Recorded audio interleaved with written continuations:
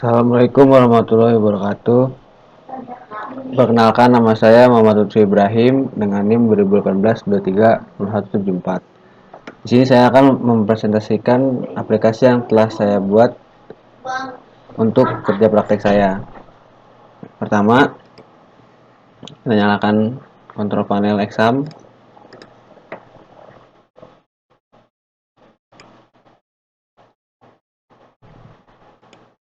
Lalu kita buka browser kita, arahkan ke htdoc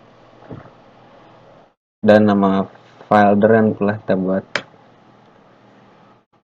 Nah, di sini ada validasi, harus login terlebih dahulu. Karena sebelum masuk ke website halaman utamanya harus login. Lalu kita masukkan username dan password. Nah, saya login di sini sebagai admin. Nah, ini adalah tampilan barang utamanya dan barang masuk hari ini, barang keluar hari ini. Ini ada di halaman dashboard. Lalu admin ini bisa kelola user. Nah, di sini bisa kita tambahkan untuk fungsi tambah.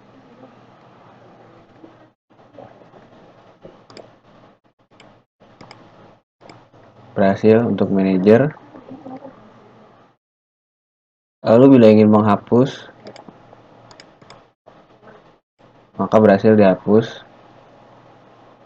Untuk mengubah,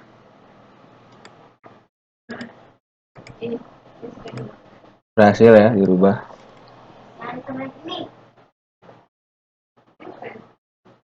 Ini untuk kelola user, untuk fungsinya berhasil semua. Untuk supplier,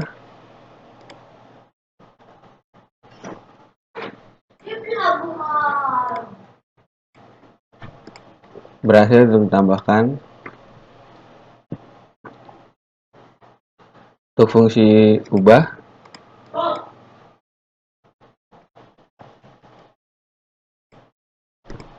bisa berhasil. Untuk hapus juga bisa berhasil. Nah, ini untuk data barangnya. Untuk data barangnya, di sini saya sebelumnya sudah tambahkan 2, maka untuk kita tambahkan lagi harus menambahkan supplier terlebih dahulu, karena di sini ada nama suppliernya. Kalau tidak ada nama supplier, maka tidak bisa. Dan di suppliernya, kalau misalkan sudah ada data barangnya, di sini supplier tidak bisa dihapus, maka akan validasi supplier tidak bisa dihapus. Silahkan hapus barangnya terlebih dahulu. Nah, lalu akan kembali ke halaman utama. Untuk fungsi hapus pada barang, berhasil. Kita untuk menambahkan pertama nama barang. Kalau kita langsung tambahkan, maka akan ada notif seperti ini.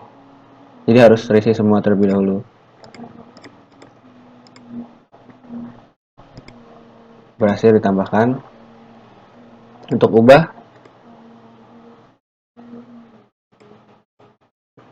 kita ganti satuannya ke pak. Berhasil. Nah, untuk barang masuk, tadi udah kita masukkan menghapus, maka kita tambahkan barangnya. Nah, maka berhasil ditambah. Di sini kita tidak bisa mengubah stok, karena mengubah stok hanya ada di halaman kelola barang masuk dan barang keluar.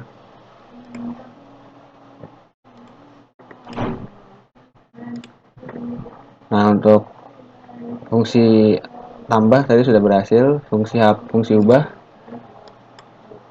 kita ubah ke 80 karena kita tidak jadi memasukkan 50, maka berhasil dirubah. Untuk fungsi hapusnya, berhasil dihapus. Untuk data barang jadi 0. Kenapa jadi 0? Karena tabel barang dan tabel barang masuknya itu terhubung. Jadi apabila tabel di barang masuknya sudah dihapus atau berarti dihilangkan, maka di stoknya juga berkurang. Ini untuk tidak membingungkan user, agar si user ini tidak bingung.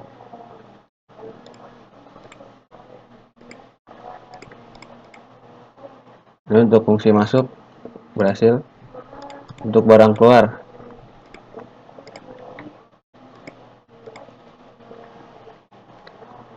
kita keluarkan 50, berhasil dikeluarkan.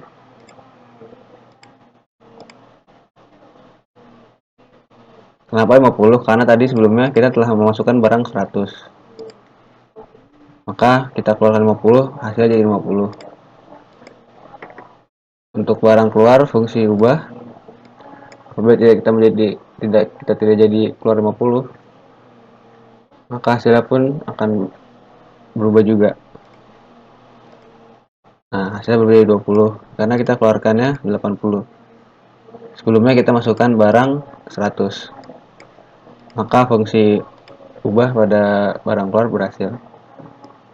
Untuk hapus, untuk delete, berhasil dihapus. Maka untuk fungsi barang keluar berhasil. Stoknya akan kembali seperti semula. Untuk fungsi cetaknya, nah seperti ini. Jadi berhasil juga ya untuk menampilkan tanggal, nama barang, dan stoknya. Berlaku juga pada barang keluar.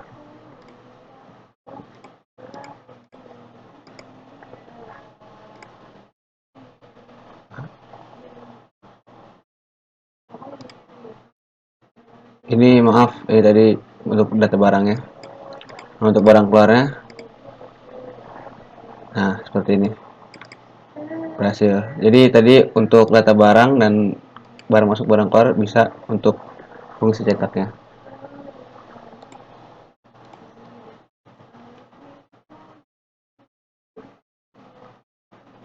Nah, ini saya akan tunjukkan field database saya di localhost phpMyAdmin.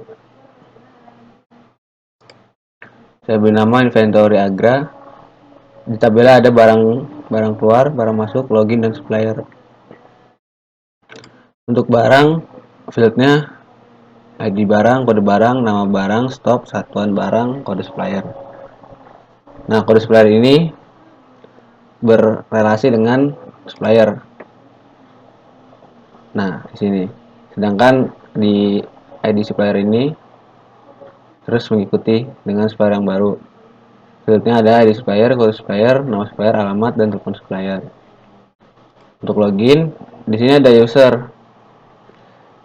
username, password, level, kode user, ID.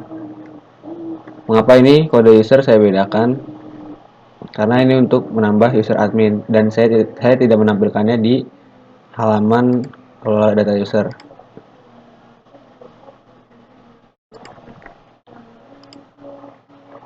Ini untuk tabel barang masuk. ID barang masuk, ID barang, jumlah stok masuk, tanggal.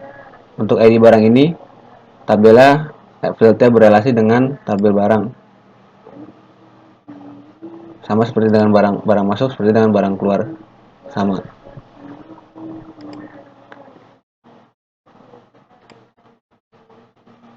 Nah, untuk tampilan relasinya, kurang lebih seperti ini.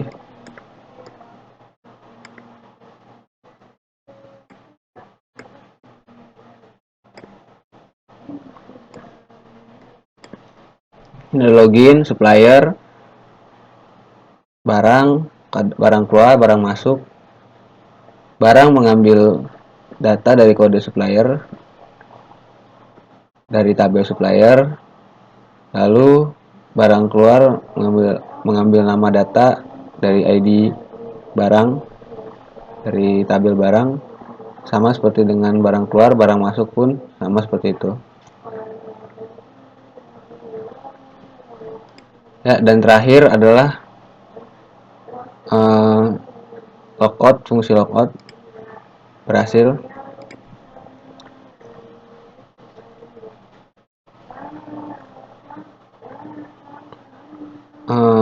saya akan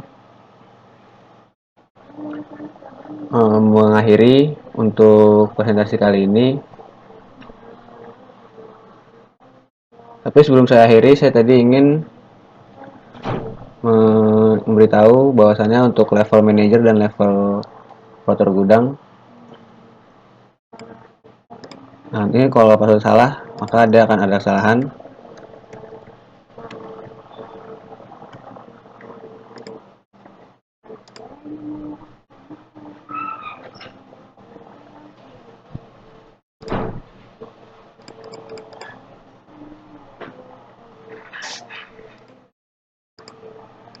Nah, untuk operator gudang,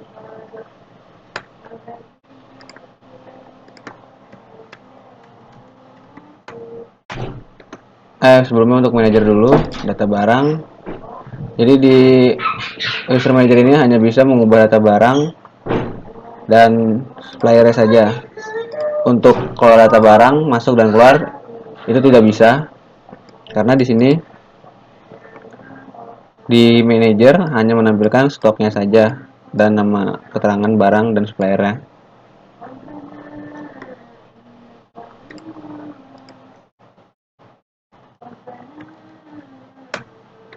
Untuk operator gudang, di sini ada tampilan dashboard. Lalu di sini ada data barang tapi tidak bisa mengubah atau menambahnya atau bahkan menghapusnya tidak bisa untuk operator gudang. Tapi operator gudang mempunyai hak akses untuk menambahkan barang masuk dan barang keluar.